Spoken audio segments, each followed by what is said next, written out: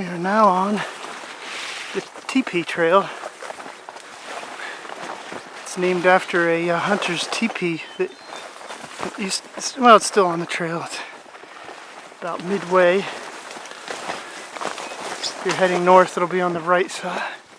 Pretty overgrown trail. It's not, certainly not maintained. Doesn't even look like a trail, but it is. These heathlands on the plateau are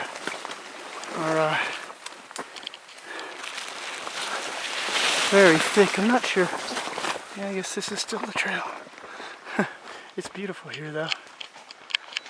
On the plateau. These are the highest plateaus in the eastern United States. Or, yeah, pretty much their size.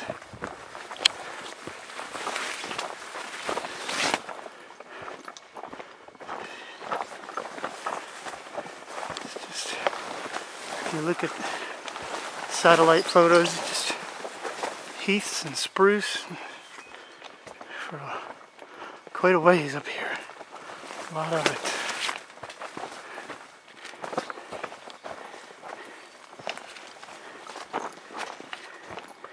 Rocky.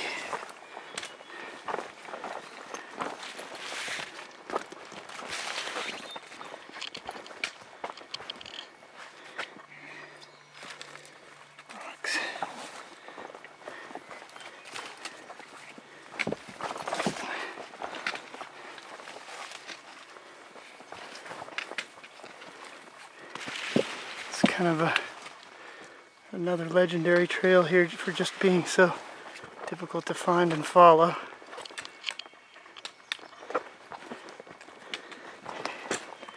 People talk about it with admiration or fear, one of the two.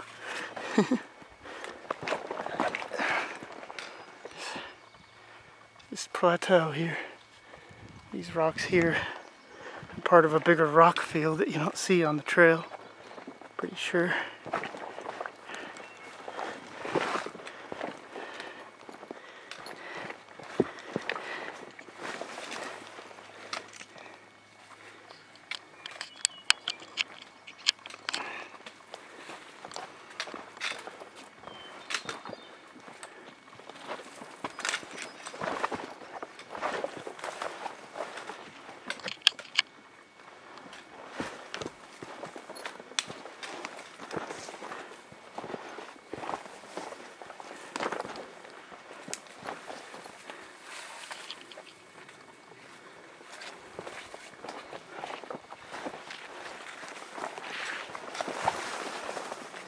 A lot of TeePee trail.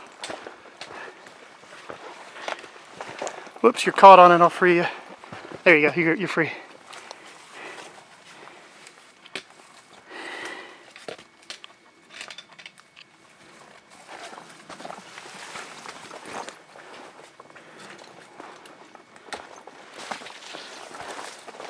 It's not on any map, well, it's on couple maps, this trail.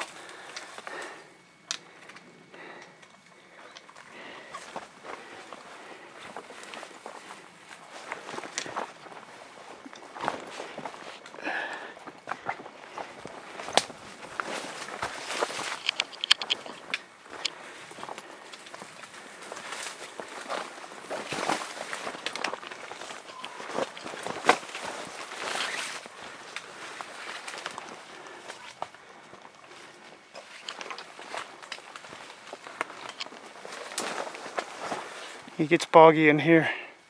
Don't try to do this trail without your GPS. Your GPS. Jonathan positioning system. It's totally overgrown. A GPS is not as good. I don't think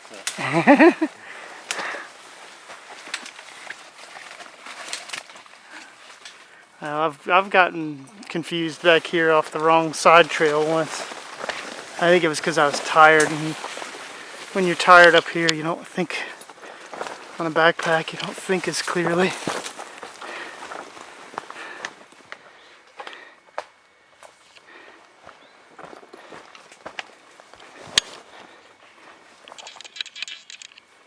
Just trying to focus. There we go. There's one part of the trail where if you turn left, there's like a tree that you step over that's bent, and that's the wrong way to go. And if you're heading north on the trail and you start going up rocks, you know you're going the wrong way. If you're climbing up rocks, it's always down or flat on this trail. If you're going towards the Roaring Plains Trail.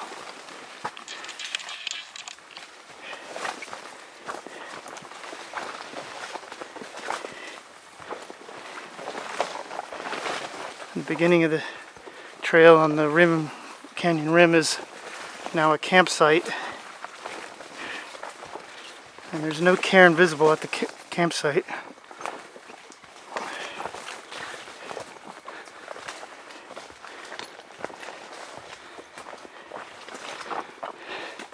And here's our boggy. It gets boggy in here.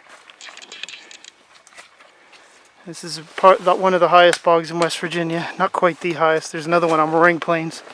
It's a couple 100 feet higher. Whoops, I sank.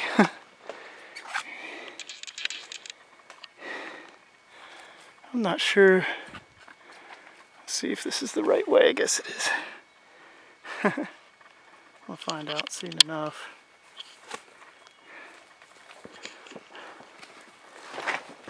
Woo! Sunk. Yeah, that's right. Yeah, that's right.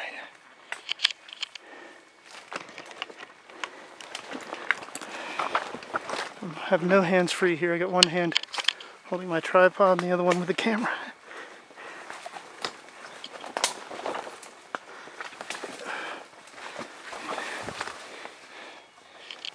Bog. So it's pretty kind of usually muddy. There's one rockier section. But this bog, when you look at the satellite imagery, you have no idea the bog goes well into the forest. You think it, because there's an open bog, cranberry sphagnum bog, not too far from here, maybe a quarter or a third of a mile. But indeed it's boggy throughout up here once you're on the lower section. That, I'm not sure if they all connect exactly, but it's all bog on the plateau. Here's where the TeePee was. Here's somewhere in here is this. This is like the open campsite. It used to be on the right in there, but I'm not seeing a TeePee yet. There's a cairn.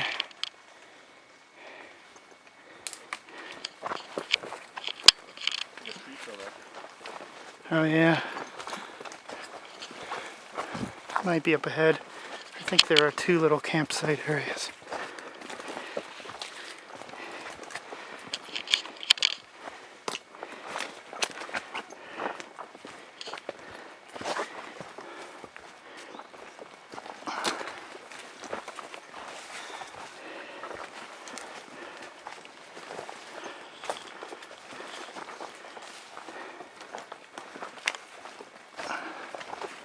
This part of the trail isn't too overgrown. Right before I started recording was the thickest.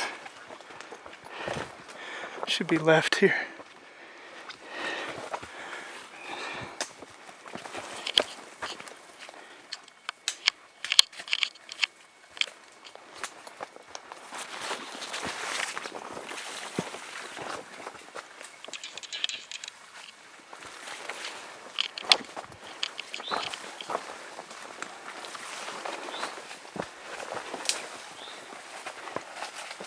It did rain earlier, little rain shower, but not thunderstorms. It thunderstormed yesterday a few times.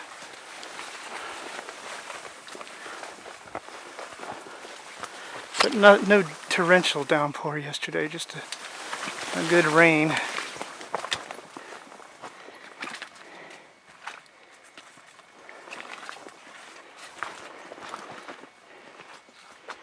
It's a boreal forest up here, a northern forest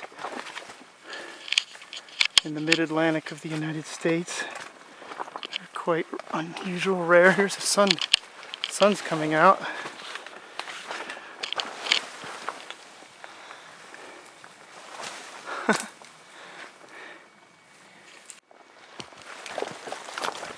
Continuing along the TeePee Trail on Roaring Plains Wilderness. This is all plateau country. We're high on a plateau.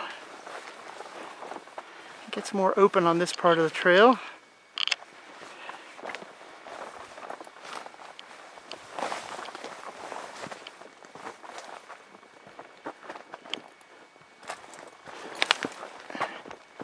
Some rocky sections. Fix my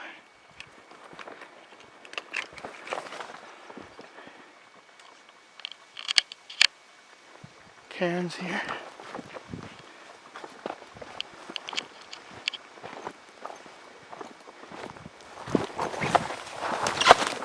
Ow. I twisted my knee yesterday. So if I bend my knee much, it hurts. Twisted it falling on a slippery rock. Thought it was dry and I would have traction, but no, it's like ice. But I'm dealing. So I'm having a good day. It's very open here. It's because it's more boggy, really. I think it's the reason why there are not more trees. Previously it wasn't so boggy, so there were more trees.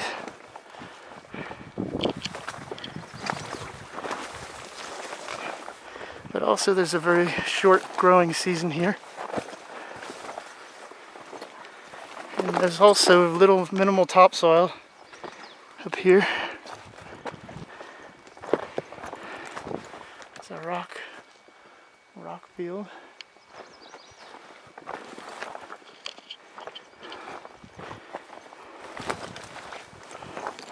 This is nearing the northern end of the TeePee Trail. Thought that was a snake.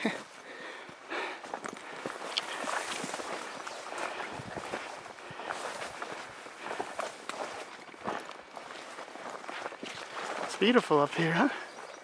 Got the camera on wide angle, so there's more boulders and spruce.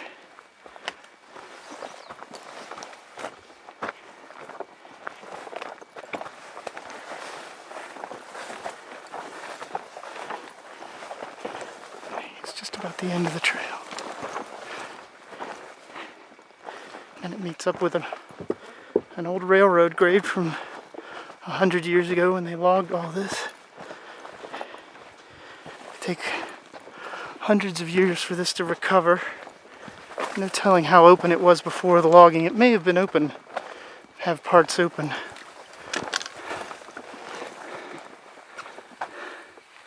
These dark clouds above us. The mountain makes clouds as the weather systems go overhead. The clouds condense. Okay, Manny, you're off the trail now. Yeah, it's back here. This is the hard left. Here's the railroad grade. Didn't look like much of one now. They removed all the ties and all the metal. It's just a path now. So we have an option here to go down. We could go down that way and look at the big open bog. It's pretty.